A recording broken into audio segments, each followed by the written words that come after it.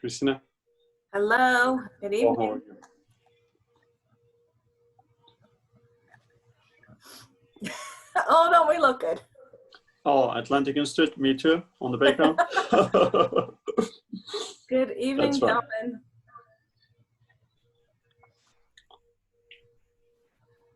I want to have your backgrounds. Oh, I like. Oh, you have a better background, Brandon. This is the room where the task force met, so I always feel like I'm back in the hallowed space where it all happened. Good for you. Hello, Steve. All right, Brandon, I'm already going to make you a co-host. Okay. Hi, Professor. Is it Professor O'Neill and Professor Nabonet? That's right. That's right? fine, yes. And you Okay. can also call us Brandon and Steve. Is your name Akif? Yes, Akif, correct. Akif, it's a pleasure to meet you. I'm Steve O'Neill. My pleasure. Thank you for joining us tonight and helping us to bring this event together. Really appreciate it. My pleasure. Hey, Brandon, how you doing, man? Hey. So good. How about you? Good. How are your classes going? They're going great. Classes are I think pretty fantastic. I'm happy to be all online. Yeah, I think that's easier.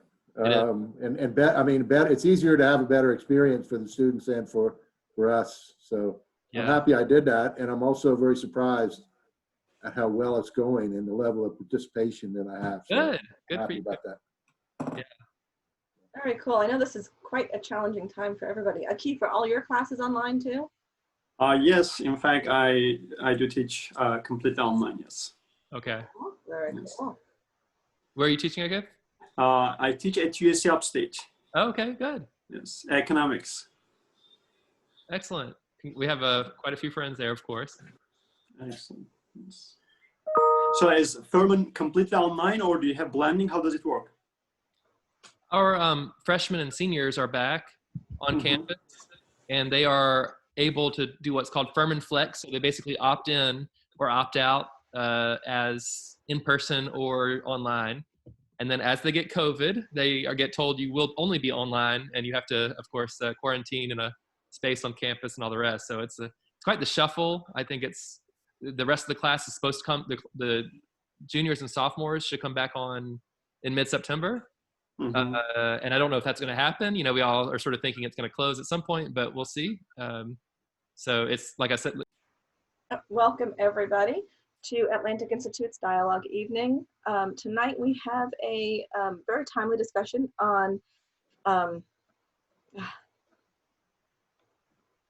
racial, I did this for Paul Thompson's book discussion too. Reconciliation. Reconciliation.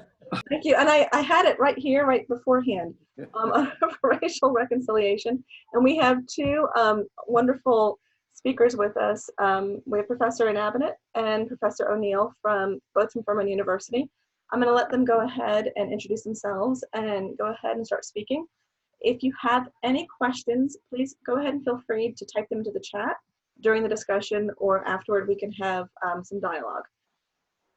So thank you very much, professors, and we invite you to go ahead and get started. Good. I'll introduce myself first, and then Brandon can introduce himself, and then I'll get the conversation started. My name is Steve O'Neill, and I'm in the history department at Furman. I study Southern history. I teach American history, survey and American history.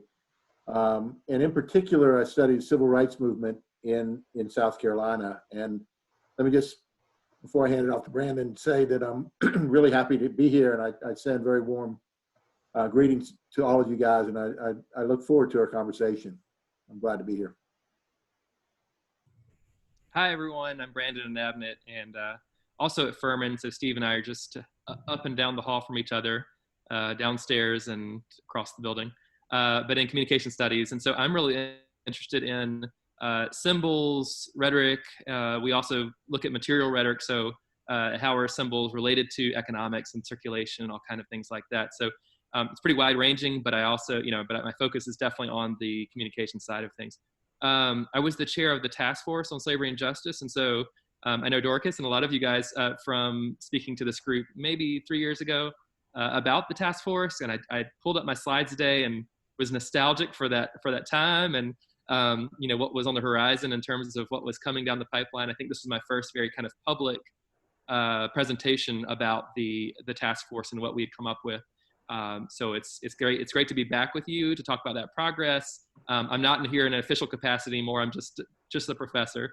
And so I can talk a little bit more freely probably about what the state of the world and the state of Furman and all those good things. So happy to be here. Thanks, Brandon.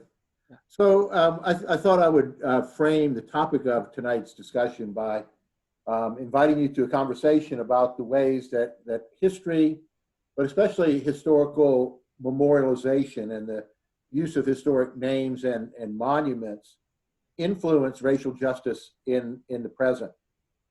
And what Brandon and I intend to do is to share some of our experiences. I also work with Brandon on the task force for slavery, task force on slavery and justice. And then a few years before that, I also chaired a committee to commemorate the 50th anniversary of the desegregation of Furman. And so I want to ever so briefly, because I really want this to be a conversation and a discussion, I'm going to talk a little bit about those two in conjunction with one another. And I think Brandon's going to talk a little bit about Furman, but I really want to invite you guys, when we move to the discussion, to use simply those two examples as a launching point to talk more generally about this question of how not so much the past, but our representations of the past influence our thinking and also our actions in the present.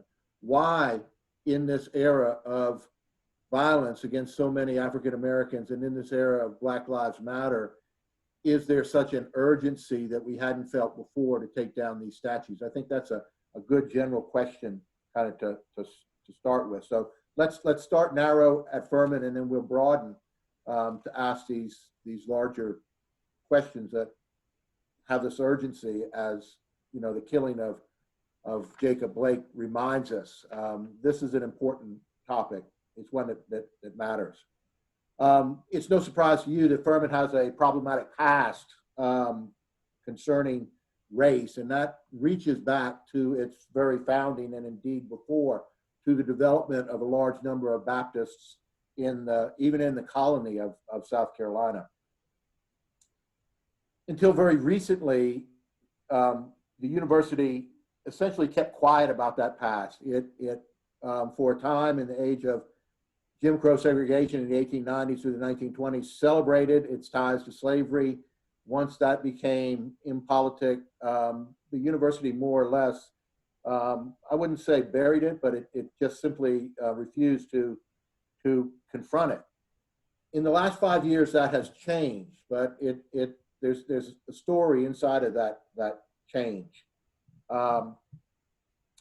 I think Furman, urged on by some national events, but also by some efforts by students and faculty within its midst, as you probably all know, 3 years ago undertook its very important task force on slavery and justice. So Furman did take this step to reckon with this racial, dare we say, racist past, and it did so appropriately in a very public fashion. And I think, for the most part, that's been a success.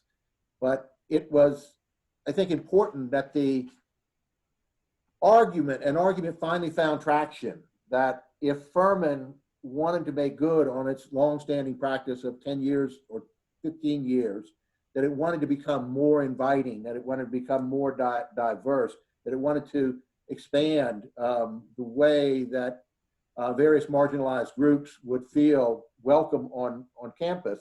I think it tried to do that without a willingness to really confront this history. And so what Furman did, 3 years ago, is join a host of other colleges in confronting this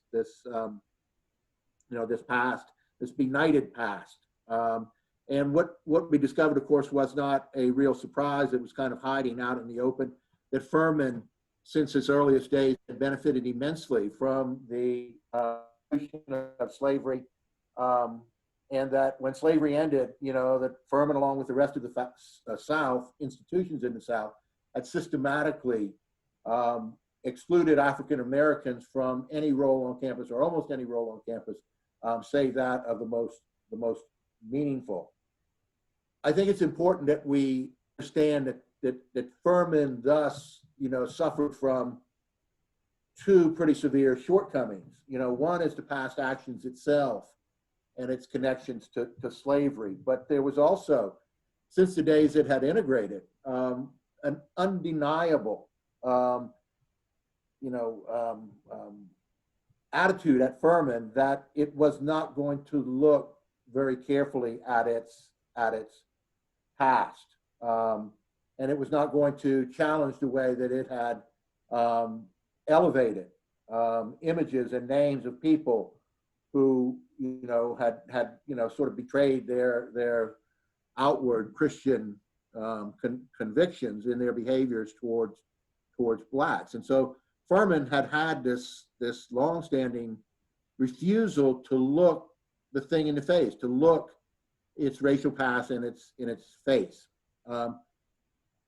It got on board partly because a lot of other colleges got on board.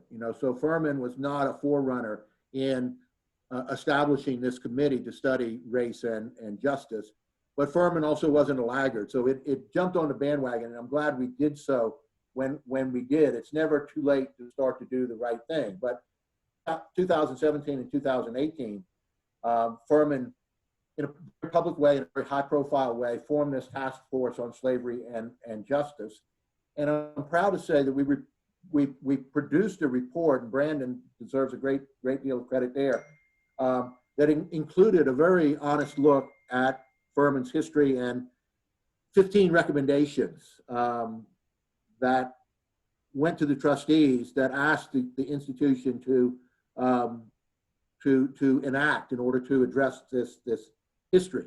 Among them, James C. Furman's name was removed, or at least his first name and the initials. So James C. Furman Hall was renamed to Furman Hall. There was a residence hall, and I'll just hit the highlights here, that was renamed after a very long-standing and popular custodian, a man named Clark Murphy. Curricular changes associated with studying the history of Furman's past with open eyes were implemented. I think probably most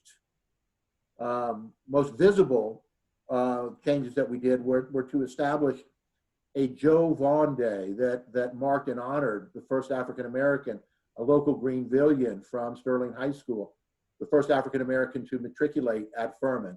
And in addition to this day, which is commemorated on the day he stepped foot on campus on January 29th, there's also going to be a statue that's raised to Joe Vaughn. So again, Furman was pushed by other schools that were studying their history with slavery, but I think we did it in the right way. And I am proud of the way and actually surprised at the way that the trustees, they had good leadership. The way that the trustees really faced our recommendations. And I frankly did not expect that. I expected a fight over more of those recommendations. What I want to say, the main thing that I want to say is that I think we in order to understand more about how Furman has undertaken this, is to see the Task Force on Slavery and Justice as the second half of an effort. Furman, 3 years before this, began reckoning with its past. And I'll just conclude here with a little story about how that went. And in some ways, that episode colored my expectations about the Task Force on Slavery and Justice, and it minimized my expectations. And that's kind of why I was so delighted to see how the Task Force on Slavery and Justice turned out. But the dean at Furman in 2013 came to me and asked me if I would be the chair of a committee to, in his words, celebrate the integration of Furman. And when he said that, I said, well, we need to study and see what happened.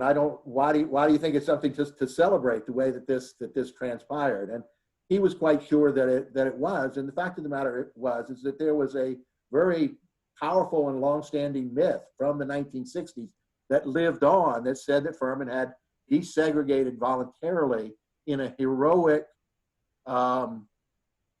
rebuttal of the Southern Baptist Convention.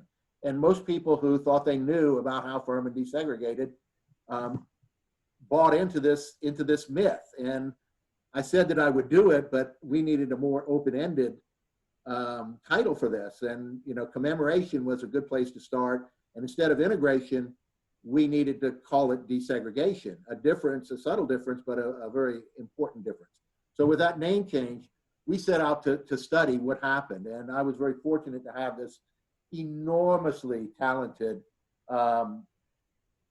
graduate. He was 1 year out of school before he was on his way to UVA, and now on his way to a grand career as a historian, who undertook the task. And, you know, at the time, my plan was to write the history and to have him help me with the research. And he said, well, I already have a bibliography done.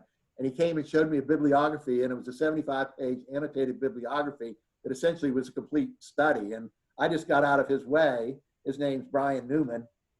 He's graduating from the University of Virginia with his PhD, I think this year. But he had an incredible study of Furman. And essentially, you know, without getting into too much detail, he rendered the myth for what it was. It was not evidence-based history. And, you know, I think that the story of that commemoration is perfectly appropriate for Southern history, because for too long, so many stories about the past, including the Civil War and Reconstruction, have been reduced to self-serving myths about the past. A historical myth takes needs or desires in the present and imposes an order on facts from the past to tell a narrative that is going to be satisfying in the present. That's what Furman had done about its quote-unquote integration. The myth had said that the university leadership was four square behind voluntary desegregation, and that the leaders of the university were only held back by the Southern Baptist Convention. Those old sticks in the mud, those conservative preachers were holding Furman back, okay? And the story went, Furman didn't see desegregation or integration coming until the board found its courage to defy the Southern Baptists. And it found its courage when a heroic provost, he was the acting president, named Frank Bonner, made a speech that buoyed the backbone, that shored up the backbone of the trustees. This epic speech delivered by Frank Bonner gave them the courage to then defy the Southern Baptist Convention and desegregate the school voluntarily. And that, you know, even after Brian Newman wrote his history, that was the story that many people continued to insist was true. Without taking any more of your time, the details that Brian found were kind of slightly different, but they were different in a way that had a whole new and profound meaning on why Furman did it, and especially when Furman desegregated. Frank Bonner made his speech, but he made his speech after the Civil Rights Act of 1964 had been passed, and after the federal government had identified stiff penalties that no school in the South, that's why they did it. No school could defy the federal government after the Civil Rights Act of 1964 and continue to be meaningful in any way whatsoever. So Frank Bonner's speech to the trustees was to get them not to defy the Southern Baptist Convention, but to get them to recognize that Furman was going to be withering on the vine unless the university complied with the Civil Rights Act of 1964. When we look at the Southern Baptist Convention, they had voted, but they had voted by the slimmest margin not to support desegregation. And the Southern Baptist Convention, those preachers were much more contentious, and that was a much more closely divided institution than was the Board of Trustees or was the administration. The administration itself, including Frank Bonner and the Board of Trustees, had only used the Southern Baptist Convention for cover to do what they didn't want to do, which was to desegregate the school. When desegregation came, it was involuntary. It was involuntary. It was after 1964. Obviously, the date was always there. You could see it wasn't until 1965, months after the Civil Rights Act of 1964. But I will say, well, I was going to say the university finally came around to support. It did, but in the process, when we were publicizing our findings, before we published our findings, there was a great deal of consternation. This isn't what happened, or this isn't what we remembered happened, and this isn't cause for celebration, you know? And it's not. It was cause for reckoning. But reckoning is going to take us a lot further toward that redefined goal of trying to use a clearer understanding, a more accurate understanding of the past to create a sense of purpose and justice in the present. I'm gonna hold off there, and then we'll look forward to a good conversation. And let me hand it off to my friend and colleague, Brandon. Hey everyone. Okay, so I'm going to take you in the mode of visuals so that we can look at your screen for a second here, and hopefully the screen share works. So Steve's right, and sort of in that handoff that happened, you know, between the 2015 marking of desegregation of Furman into the task force in 2017, 2018. You know, Steve alerted me to some of these problems. He said, "Get ready, boy. You know, this is going to be a show, because you know this is how this university operates, right? It's going to welcome you in some ways. They've already got, you know, in terms of me, in terms of my identity, they've got a Furman graduate. Steve is too. They've got an insider, so it might go okay for you. But on the same token, get ready, because you know it's going to be a chore to get them to actually fess up to the history that you want to talk about with them. So I just thought I'd sort of put up here some of my thinking about how to approach situations like this. And I think this, to Steve's point about going beyond Furman, you know, maybe you're not at an institution that has a deep history associated with slavery or segregation. You know, maybe you're in an institution that thinks of itself as relatively new, or are just thinking individually. You know, maybe you were born in the 50s, 60s, 70s. Maybe you didn't have a whole lot to do with some of the worst eras of racial trauma. But this is a good way that I sort of started talking at Furman about what we needed to do. And I used this advice. This came to me through Coming to the Table, which is a group that Felicia Furman was a part of. Felicia and I developed a friendship through talking about her family's history, and she turned me to this organization. So Coming to the Table is the name of it, and they use the STAR framework, Strategies for Trauma Awareness and Resilience. This is their infographic that helps me understand and talk about this with students. You see here that one of the core things that the group talks about is that historical trauma is detrimental to both sides. It doesn't say that this is only bad for the victims, right? It doesn't say, for example, you know, there's only white privilege and white gain off of, for example, black labor and black enslavement, right? It says this is really hurting American society throughout. Now, on the other hand, we can identify the aggressor and the victim, right? So it's not the case that we can sort of say, well, everybody really hurt in the past, and you know, we're all equal, and you know, it wasn't a really racial thing. It was just that some people were poor and some were rich. You know, you can't erase the past in that way. You have to identify that some individuals are typically fall in this victim category, and some typically fall in this aggressor category. You can go around the circle and see what happens. It reanimates itself. So I was dealing with this with KA in this past summer at Furman Kappa Alpha, and they were, you know, a lot of the guys feel traumatized. They feel like they're the victims, right? That they've been called out as being racist, as being tied to symbols from the past that are hurtful. And so they're the ones that feel victimized. And so then they lash out and say the N-word or say something, detrimental to African-American students, and the cycle continues, right? And so we talk about trying to break that cycle. First, being aware of the cycle. I made one presentation, one place where I put Richard Furman and James C. Furman on the circle to the left there.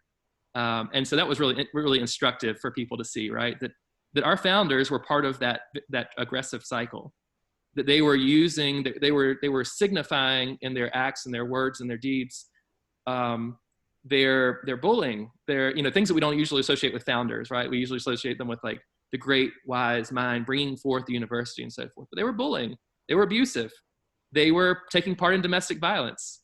They were doing things we would now call criminal, right? They were a part of a system that legalized what we would today think of as immoral and criminal activity. And they kept reiterating it, in light of better information. I always talk about, Furman has abolitionist graduates, so I talk about that they knew friends who did the opposite, who changed their path. Richard and James, both in various ways, dug in to their racism, dug into their aggressiveness, and so forth. So that gives you a little sense of the background. Last time I was with you guys, I shared the wealth gap slide. I just thought I'd do that one more time. And we're talking about, I think Steve and I are both, as historians and people interested in symbols, we're always about the history and the learning and so forth. But I always think you have to look back at the material culture and the material world to sort of understand. So this is, if you were to die today and leave for your children what you have, on average, white people will leave their descendants $110,000, and on average, I have to move the bar here to see it, but yeah, African Americans will leave their children $4,900. So quite the disparity, right? And that's where you can really kind of see it, even as obviously we all have opportunities in terms of jobs and so forth that help change this, but it's not a sufficient change. That only is that possible with the kind of institutional and systematic damage that institutions like Furman were a part of. This is the other part of the STARS framework. So they talk about those two cycles. You see them, the circles that we just saw are still down there at the bottom, but then they have this nice framework for getting out of it, right? Breaking free. And then acknowledging the past. So at Furman, we've been using the language of reckoning and repair. And Claire Whitlinger in our sociology department, I sort of talked a long time about choosing words and choosing them carefully, because we're talking about reparation, but we don't want want our white audience to immediately, oh my gosh, they're talking about individual payments from me to another person, my hard-earned money going to their pocketbook to be wasted in some way and so forth. We didn't want that to be the first thing that popped in their mind. So reparation, but in a language of reckoning with the historical harms. I'll now breeze through because I'm going to just show you some of the things that Steve was talking about. So he's on the same page as me, and just some examples of things at Furman. So we went to the trustees, and Tony can attest to this, but we went to the trustees and said, hey, we think the Plantation House on our campus is not the place to have an alumni welcoming center, right? It doesn't make sense to make African-American alumni go there. And the trustees were receptive, but they were also confused, because you can imagine this has just become the norm. Weddings are held there, social events, students toast their last toast at Furman on the lawn here and so forth. And so what we were saying was quite radical. Luckily, there were... Tell them that it was moved. The house was moved to our campus in the late 90s, 1999. So I have an old paper on that. So if you want to know about Cherrydale, just ask me. But anyway, the house is used as for function. So for white people, this became normalized. It's just a house. There's no, what are you talking about plantation? This is the alumni house. And then luckily we had Black trustees and actually a Jewish trustee who was most helpful, who said, could you imagine at a concentration camp asking your alumni to come back and socialize and be a part of that space? Could you imagine the harm that you're doing to the Holocaust survivors who are told to do that? So, look at the plantation now. Think about the same thing. Now it's hard conversation because unlike a concentration camp, it is part of our campus. I don't think we shouldn't knock it down. It's a piece of history. It's going to be hard to deal with, right? And so it's going to take a different level of engagement and memorialization and thinking deeply and critically about what to do with that space. Just last week, Jovan's image got hung in our library for the first time. This to me is to my knowledge, the first bust, portrait, sort of singular honor for a person of color on our campus, which is incredible. To me, in 2020, it's just incredible to think that that's the first time. there's that Clark Murphy sign that, and you won't have time to read this all, but you can tell the layering of history that we're doing, right? We're putting this on top of the already there memorialization of the space. There's another one, Furman Hall. Again, layering the history, telling this new story over a plaque that was once there that said that James C. Furman, saved the institution and basically stopped there. This one straightens out that story a bit. The Joe Vaughn sculpture that's being built on campus, coming along nicely, should be dedicated in January. So if you're in Greenville and we're all wearing masks and can get together, let's get together for that one. Then I thought I would, just like Steve, I wanted to kind of turn it outside of Furman for a second. So just really briefly say that, this summer, the memorials across America were coming down. Greenville had protests about its Confederate memorial. You all probably know the quotation on it. It's in the bold right there on your left, that Lee's cause was right. So it's not just commemorating the dead. It's part of that lost cause effort to say that the defense of slavery was indeed the ideologically correct move. And so it's not just, again, it's not just an honor for some people like to read it as it's just in honor of the fallen dead, no matter their cause. But in this case, you can't make that case. My students, and this is where I was going to go, is that, my students, I realized after a while that talking about the sad history and talking about the difficult past, it both re-traumatizes the African-American students, and it leads to a kind of white guilt that may not lead anywhere. So I've really turned to engagement of creative design and then back filling the history if they don't know it. So I'll say, redesign that Greenville Memorial, and then they say, well, what's going on there? What's this lost cause thing about? So fill in the history when they want it. Here's some ideas they had. Cover over the memorial with kudzu. Let the vine that choked the South choke the monument. Create an inclusive circle next to the monument, and perhaps take it down. They were hoping that would happen. I think Knox White last week said that he's going to take it down. So project Black Lives Matter slogans onto Commander Ligon, who's the statue depicts there. This is my favorite idea. This is Hattie Duckett, is a African-American woman who was a leader in the civil rights struggle here. They have her shining the light. So you remember that line from the memorial says that the true light of the light of truth in the future will show that Lee was right. Well, here's Hattie Duckett, the civil rights leader, shining the other light, and hopefully the victorious light that all men are created equal. And you can see her quotation here in the second paragraph. I believe in a democracy of God, solidarity of the human family. So I didn't want to take much time, but I just wanted to suggest that, I think where we are in America right now, I typically have shifted my focus. I used to be all gloom and doom, trying to talk about just beginning to pierce people's imagination about the trauma in the past and the difficulty of the past. And I typically now instead have them, they know that it's in the ether of the media out there. And so I say, hey, let's redesign the future. So that's all for me.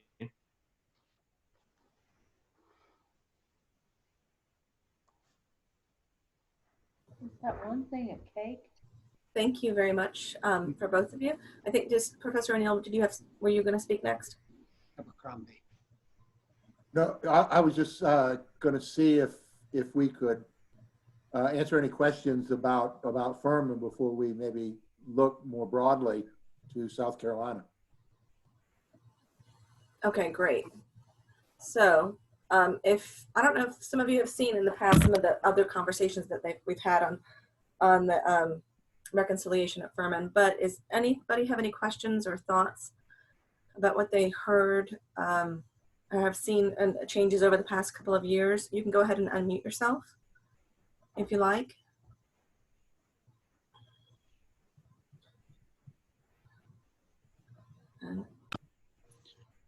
I would like to make a comment. First of all, I would like to confess that almost all of those are new to me, that somehow I was totally ignorant of all those task force for slavery and justice, but it is amazing work you have done. I'm kind of very impressed. So even though it's too late, but nothing is too late.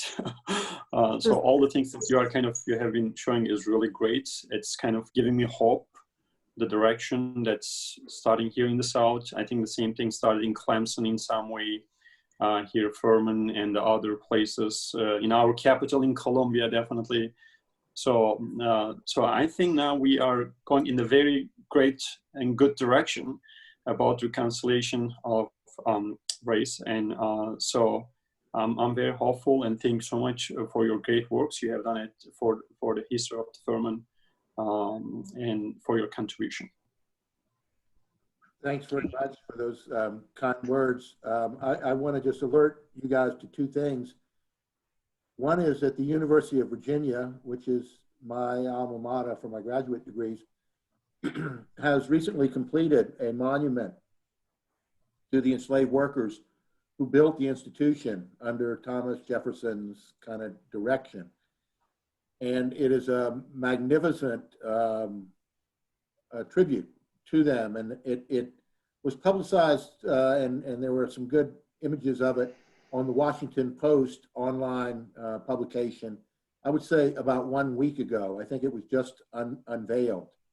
And that has special resonance for Brandon and I. When we first started this task force, we were part of a team from Furman that went to a conference of these universities studying slavery. And that was held at the University of Virginia. And the University of Virginia had just announced their intention to build this and to spend, you know, what I thought was an inordinate amount of money. I thought it was a too much to spend, you know. But once I got there and heard and saw, you know, what the circumstances of the history were and what the plans for the monument were, I quickly, you know, changed my mind, and I can't wait to go see it in person. And then the other thing is that you mentioned Clemson.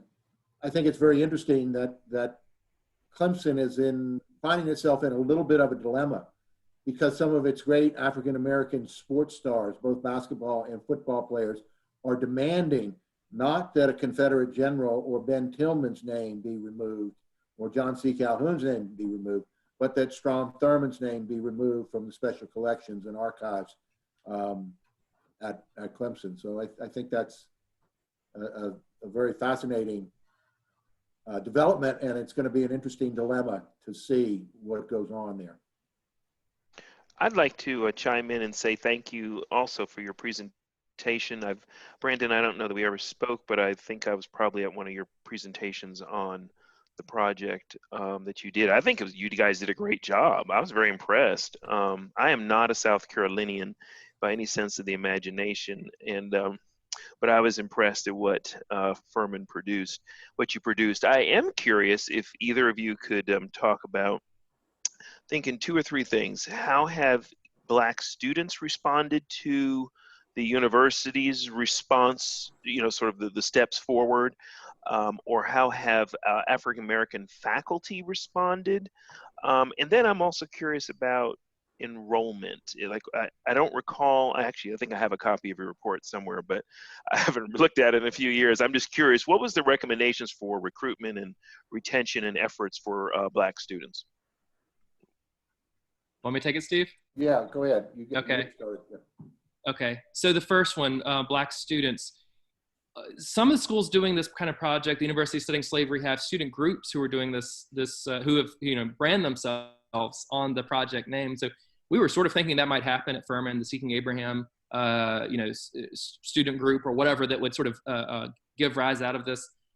And I think what's happened is that, you know, in fact, we have such a good scenario in some ways, and I'm gonna give some caveats in a second. We have such a good scenario in terms of the leadership of the trustees that the trustees put a lot of the students on the committees. So students who are leaders in NAACP, Student League of Black Culture, and so forth are fulfilling those roles. And so it actually kind of, we use the term in activism, co-opted the power.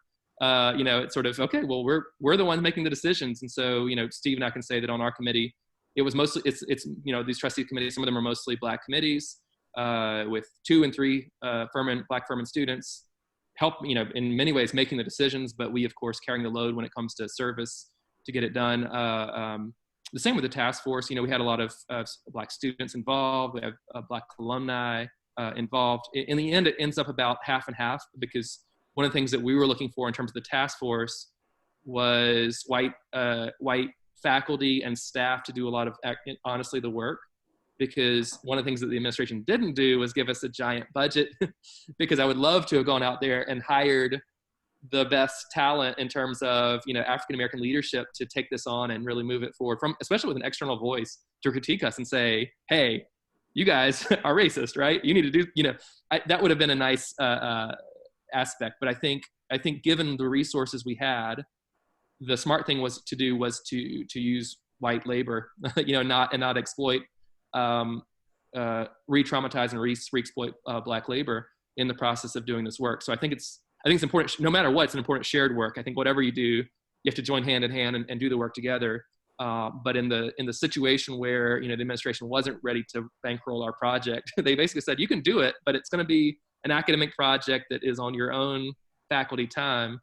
That becomes something that we can't say, well, let's just, especially at Furman when we only have 5 and 6 at a time Black faculty, that would be all Black faculty having to do the project, right? So that was a non-starter.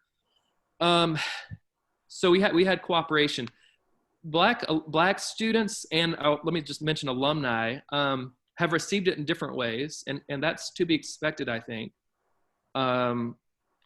Plenty of them, when we're doing on campus, I will say, Steve and I both are fairly invisible with this project. I mean, we talk more about it to outside groups than we do on our own campus. The administration talks about it, the chief diversity officer talks about it, but we're not the face of, hopefully not the face of Seeking Abraham and so forth on campus. Black alumni and Black students are all over the place. I will say to Akif's point, some of our Black alumni didn't know what we were doing. So despite the fact that the university was very clear, emailing, press release, almost too much so in my opinion, it was almost like it was cover for enrollment, which is what you asked about at the end there.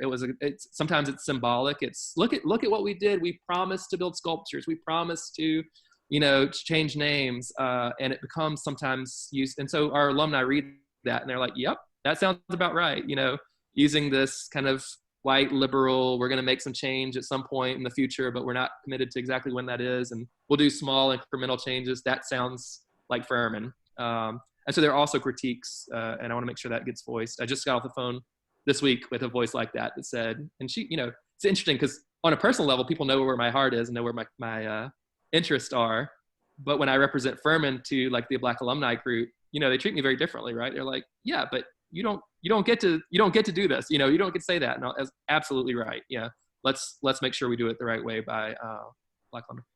Enrollment at Furman still is in the pits in terms of, speaking frankly as a professor, we still have a long way to go to do anything in terms of equity and inclusion work. We had a rough summer. We had Black at Furman Uni, which was an Instagram account that posted racist things that were happening at Furman over the history of Furman, decades and decades of narratives of hurt.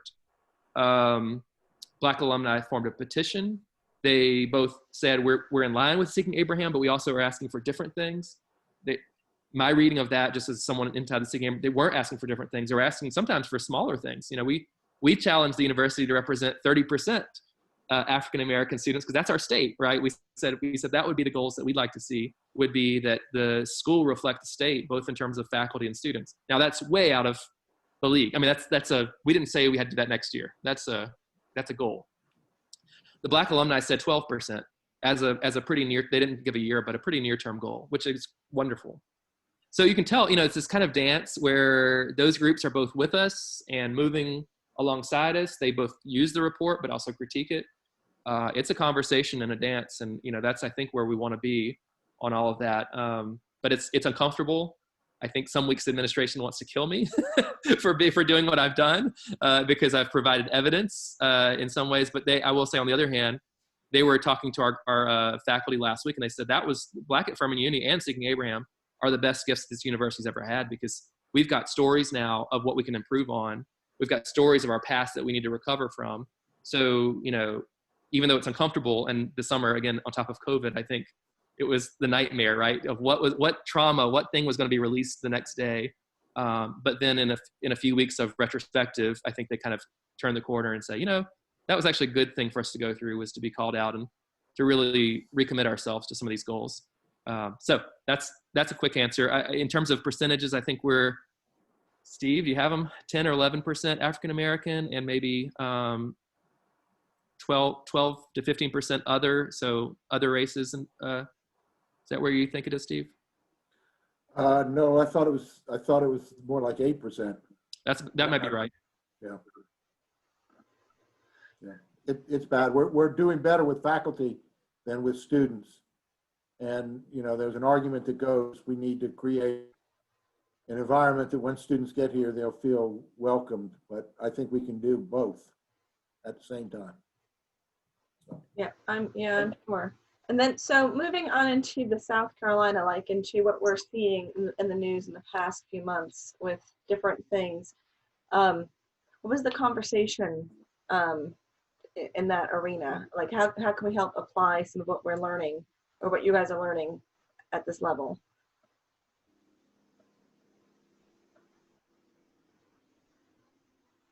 Steve's thinking. I think he's going to speak first. I can't tell if it's going to turn into speech or not. I see the thought happening. Well, I mean, my own sense is that South Carolina politicians are hiding behind the Heritage Act. Is that what they called it? And that is, you know, almost like a constitutional amendment, you know, that you need such a supermajority to get that changed. And it seems to me we need a lawsuit to say that is unconstitutional, and that's going to open up a lot of opportunities. I found it very interesting that the Charleston mayor and the city council kind of defied that law and taking down the Calhoun statue.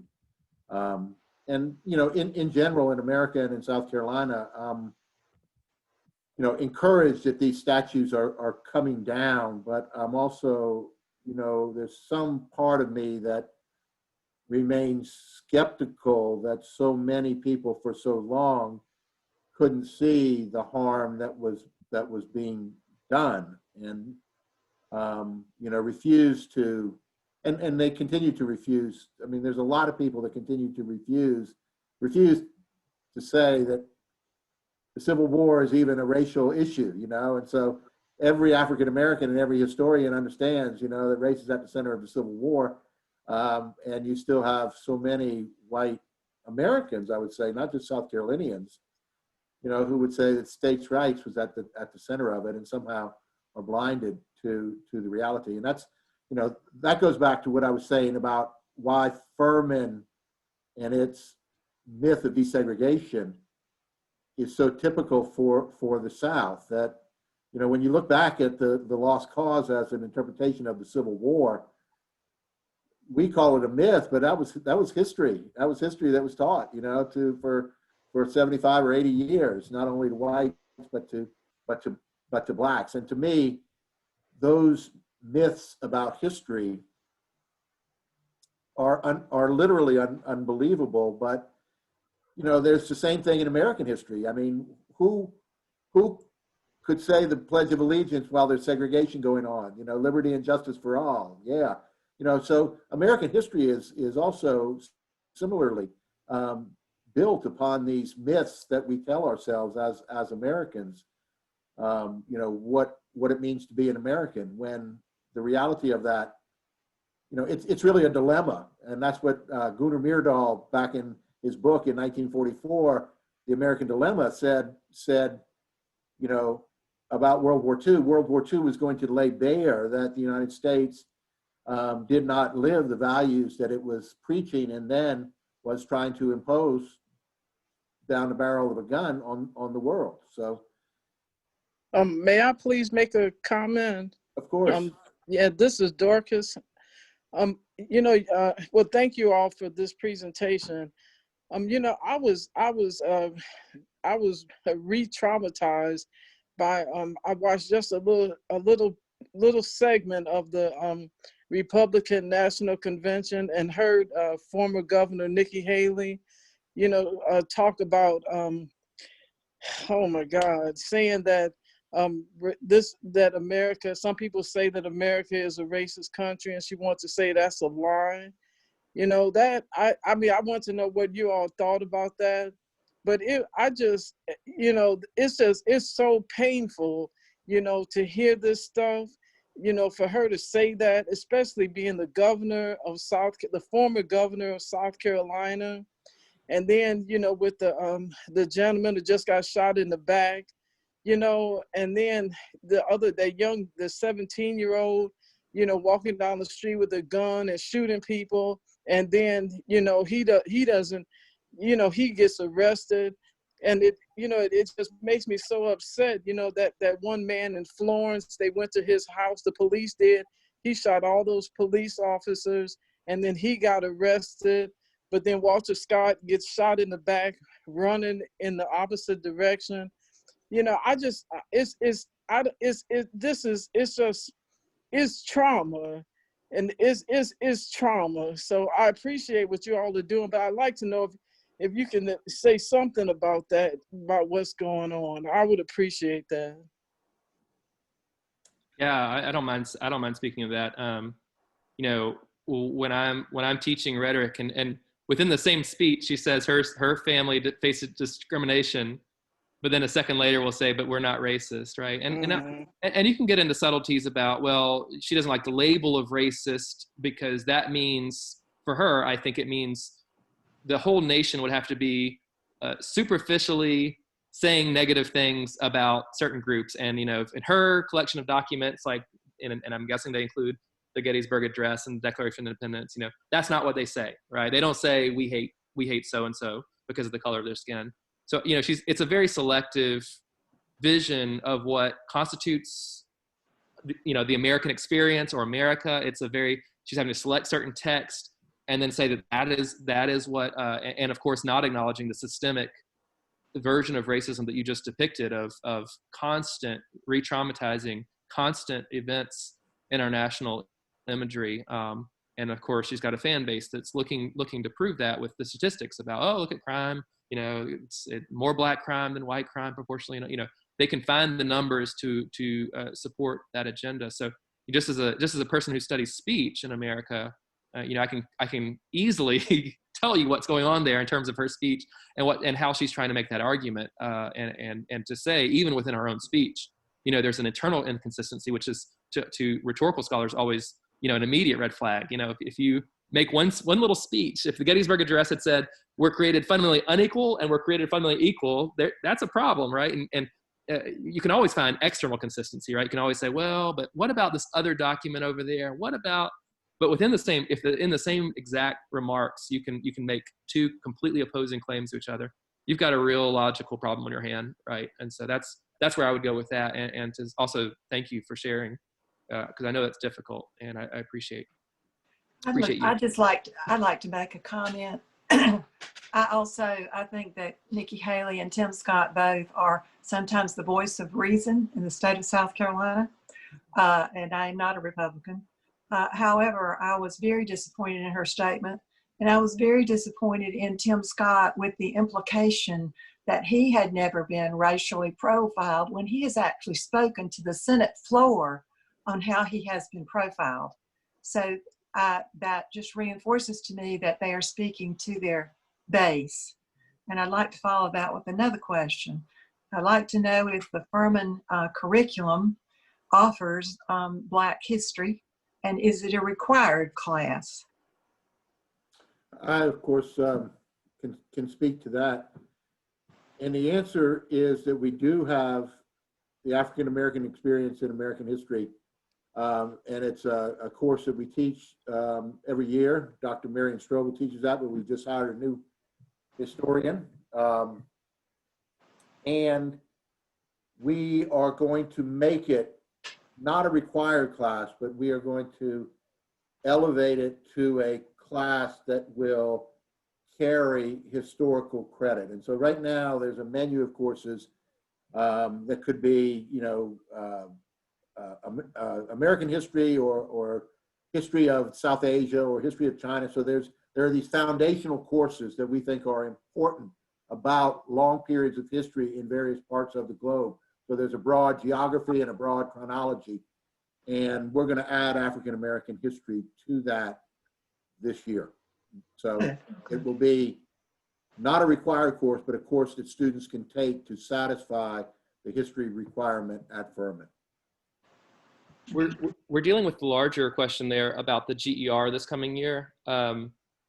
We're trying to figure out, it's a Gordian knot. It's hard to figure out what to do, because research shows that if you're forced to take a diversity class, you don't actually, it doesn't take well, right? You have to in some way seek out that kind of training, that kind of information.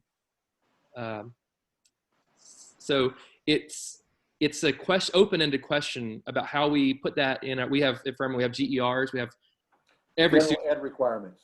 Yeah, students are supposed to take this core set of courses. They can use multiple different classes.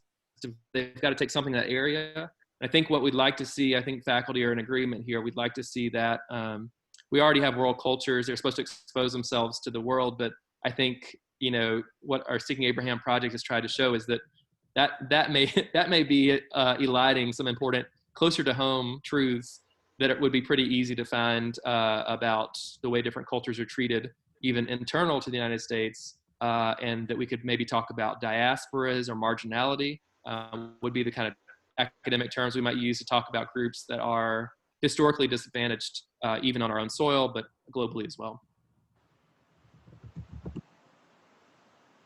I had one other question as well. The things that you have done, have they had a negative financial impact upon you? Because I believe that the renaming of Tillman Hall proceeds very, very slowly for that fear. Really? I'm not aware of that, Brandon. Maybe you probably are in a better position to answer that. Sure. So Furman has been through a lot recently, and those of you who are supporters of Furman will know that we've been through a lot. About the time that our report was coming out, we were going up in terms of everything, prestige, value, everything was going really well for Furman. Then we cut baseball. Well, that just later, baseball and lacrosse. We cut fraternity houses. We've made a few things that have made some of our strongest and proudest donors upset. And I think some of those donors, and just in terms of conversations internally, they include the Seeking Abraham project in those rants. So I think it's easy for some of our older white donors to use that alongside other things, right? They're usually really mad about something else. It's a loss of baseball, or I heard that, you know, students are being, you know, this and that and the other. And then, you know, on top of that, they'll sort of throw in Seeking Abraham, you know, and then I feel like, you know, you're losing the narrative, you're losing who you are, you're losing what made Furman special, because you're so negative about Furman, and you're bringing up all this bad stuff from the past, and so forth. So I don't know that it's ever become a leading. I was very close to the development office, because that's one thing I went in the very first meeting I had was with the development. I said, how are you guys going to react when I start doing this stuff? And they said, hey, we've broken from the Baptist. We've supported partner benefits, which was actually more controversial for Furman. So for gay and lesbian couples, they can also get our benefits. We've been through this, and development knows how to treat this. You lose some donors and you gain some donors. So they gave me that kind of support going through it. And then what I've heard on the back end is that if we've lost any donors, or if things have gone awry, it's probably a combination of factors, in which Seeking Abraham may be a part, because again, it does get narrativized, but we've had nobody call in and specifically say, I'm not donating because of that project. In fact, a little bit the opposite. People are more willing, you know, they want to help with the Joseph Vaughn sculpture, or there's a scholarship fund, they want to give to that. So I think it's been positive, except in a constellation of other, and that's a lesson, I think, for all of us. You know, when the PR is good, you can really make some forward strides. When you're in a environment in which things are going badly, it's hard to make you know, it's hard to get buy-in on, you know, critically investigating your history or something. I think right now at Furman, if I had just gone to President Davis last week and said, hey, let's talk about slavery. I think she would, I think she would say, let's talk about COVID. Let's talk about the virus, right? Let's talk about getting through this semester. So there is something to that. And I just back to our national discussion then, I think as the economy is in danger and a lot of other things are happening, I worry about the patience and the ability to have a good conversation. So I'm not saying that we shouldn't, but I'm saying, from a communication standpoint, that's where I begin to worry on the development economic end, is that when people feel already in a crisis or hurt, that's when they typically aren't willing to, leverage their generosity in the right directions. So, Thank you. yeah. Do we have anybody else that has any other questions or comments of want to ask the professors? We were trying to talk on a South Carolina scale and then also on like a nationwide scale as well, using just some of the understanding of some of the slides and things that Professor Nabinet shared and some of the history and knowledge that Professor O'Neill has. Anything that you could think of with regards to something on a national level or on a statewide level that you might have a question on or a thought about? Dorcas, I thank you very much for sharing and asking as well, because that was something that was a very good thought to have and to ask that question. You're welcome. What have you guys, get feedback or thoughts of what you've seen over the past few months happening nationwide with the taking down of so many different monuments or the switching of so many different things in the stores and different brands and different things? I feel like we've been around for 7 or 8, 9 years, Atlantic Institute, and our motto is, creating a bridge of understanding and bringing people together. And I think stuff over the past few months has created so much more division, and we're trying to figure out how can we still keep coming together to have some understanding,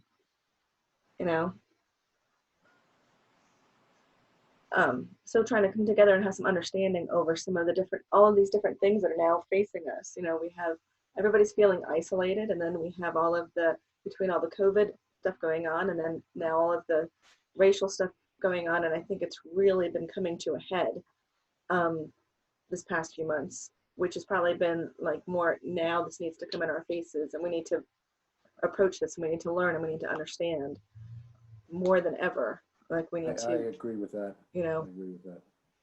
So how's some of your conversations shifted, or questions you've asked yourselves about yourselves, or things that you've helped ponder, even, for a lot of us, we've gone through this.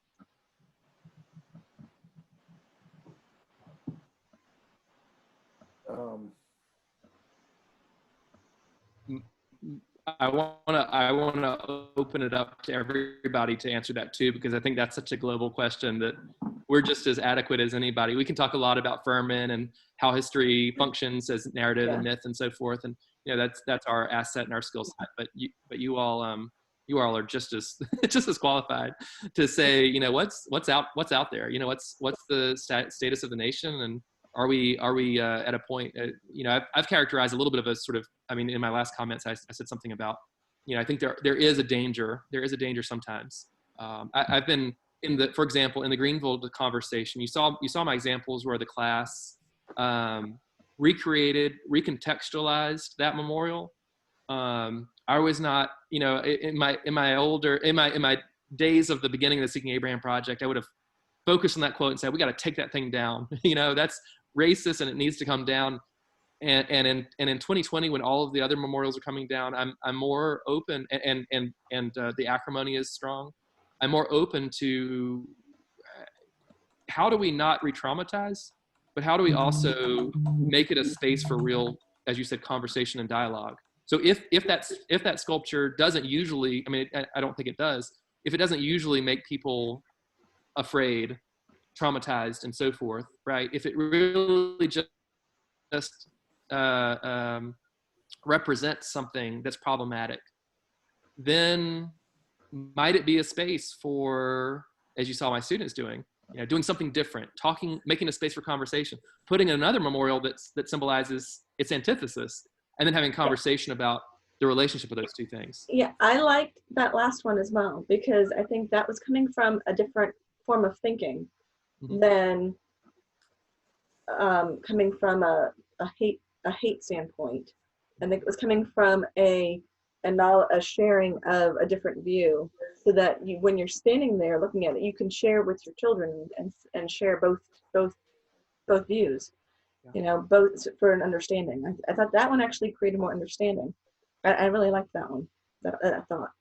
You know, I would like to, I'm sorry, I would like to make a, like, ask you a question. I'm not sure if this is the right platform to ask this question, but I feel maybe, you know, you definitely can make a comment about the violence going on, especially the violence by security police officers against the, you know, African Americans, right? We had, like, in the past few days, we have another major, really problem, you know, brutality by the police officers against the African American.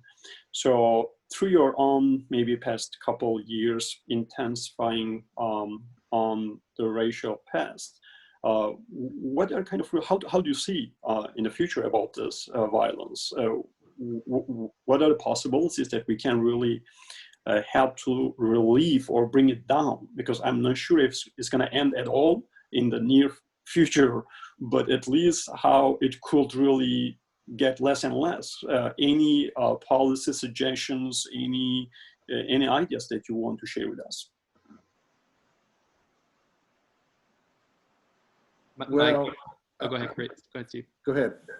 Well, my quick answer would be that, you know, and some, you know, I will confess, sometimes my ideas come from social media, but, you know, one of the things that I've seen a lot of people talking about is police training. Germany requires 2 years of intensive college level training in questions like discrimination, questions of justice.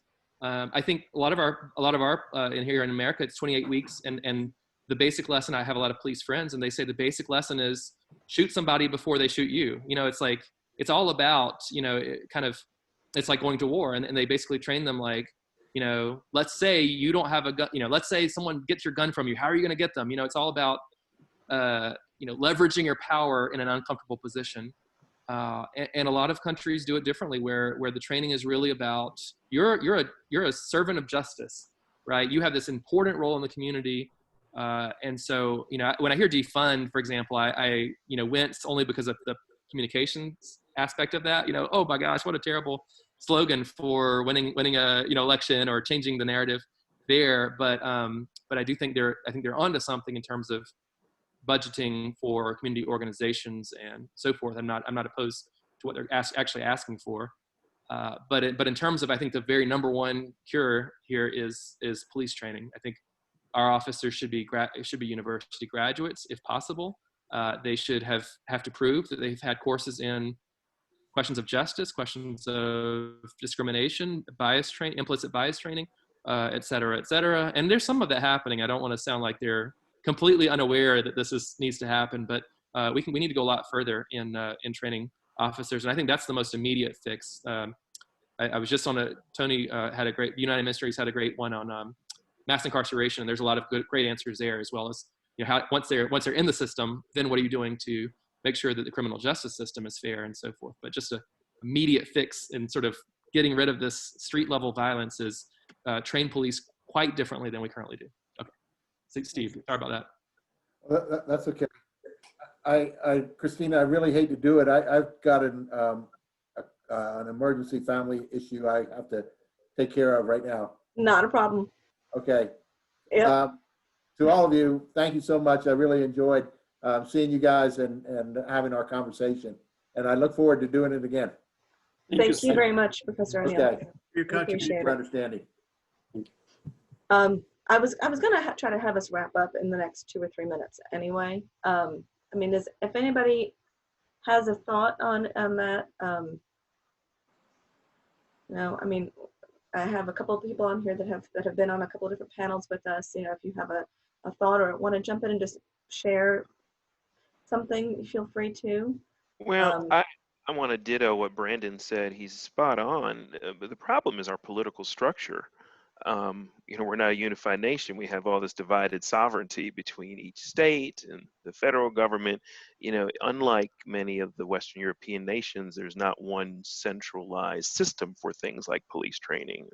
So, you know, it's you'd have to have a federal law, and then it boils down to enforcement. And will we have you know, will we have a president that will commit any resources to enforcing the law? And it's a much more complicated system here, so it'll always be very different. I've had some conversations lately. You said 28 weeks is interesting.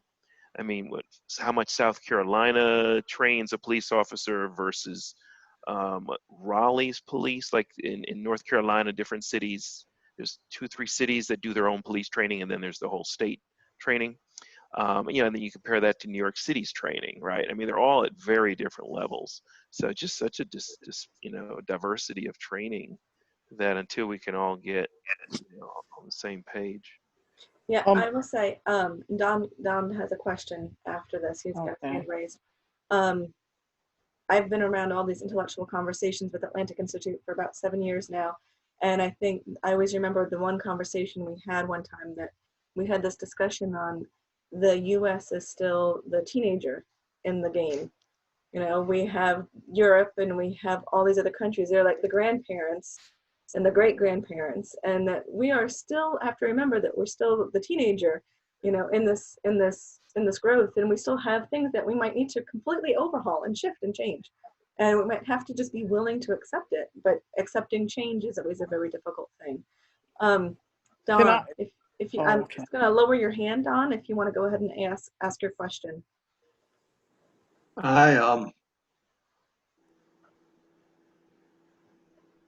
I have a question about the Confederate monument or memorial up on Main Street. And I know you're looking for a positive thing to go along with it, but I understand there's George Green from Equal Justice Initiative. There's a plan to maybe put the memorial from Montgomery from Equal Justice Initiative, where George Green was lynched over in Taylor's area there. I think there's been a meeting on that, and I did not get to go to it.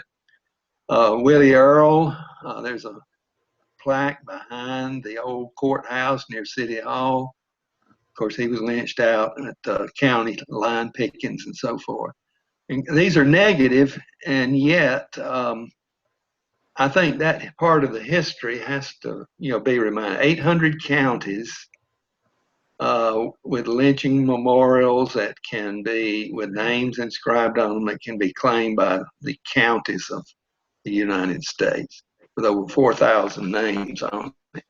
And, you know, I'd like to see actually something in front of the old courthouse about Willie Earl, if that would ever be possible, or something up near the memorial. And of course, we need positive contributions and things as well. It's just something that I understand is going on. I've been very interested in what Equal Justice Initiative has been doing there in out of Montgomery, Alabama, with Brian Stevenson. Just applaud those efforts. Thank you. I appreciate it. I also like the idea of continuing with sculpture and art.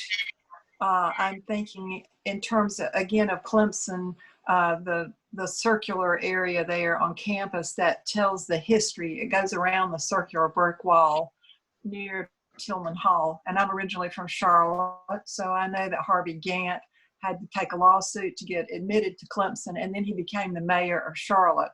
So I would think that they would maybe make it be the Gantt building. But the point I want to make is, if you leave the Confederate statue with the statement that it makes, and then you have someone hanging, that doesn't make you feel warm and fuzzy. But the truth is, the story's not over yet. We need to do those two things and maybe have a blank base for what is going to be the next. And Unity Park would be a great place to be telling a story like that, the history of that area. And I think of the Roosevelt garden, if you will, in Washington, where you walk through and you see the phases of his life. that we need to be doing some phases of our history, and some of it will be good and some of it will be bad and some of it will be even worse as the result of the bad. But that it is a continuing story. I have very mixed feelings about, do we take it all out? And if we don't, then where do we stop and where do we start? But the idea of showing the worst and then the horror that they created and then the hopefulness, somehow we have to come up with that. And I think art is probably the answer. The light at the end of the tunnel, hopefully, that sort of thing. To put a plug in for something there, Joe McGill with the Slave Dwelling Project is one of my favorite people to keep in touch with about that, because he balances that fine line, because he says, you know, we do need to take down the honorifics, obviously, this sort of like the Greenville Memorial that says the lost cause shall rise again, you know, that's egregious, right?